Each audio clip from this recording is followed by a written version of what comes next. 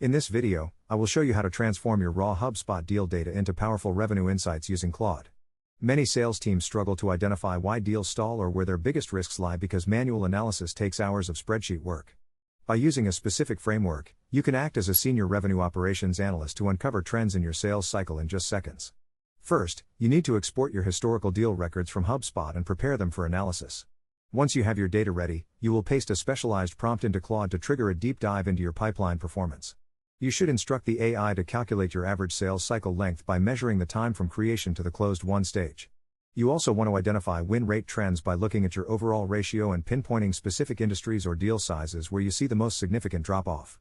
One of the most valuable parts of this process is finding velocity bottlenecks, which are the specific pipeline stages where deals tend to sit the longest.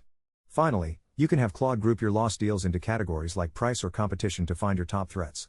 All of this is presented in a structured executive summary with visual alerts next to any pipeline risk areas. This method gives you a clear roadmap for improving your sales strategy without the manual headache. Thanks for watching, and I hope this helps you master your deal data today.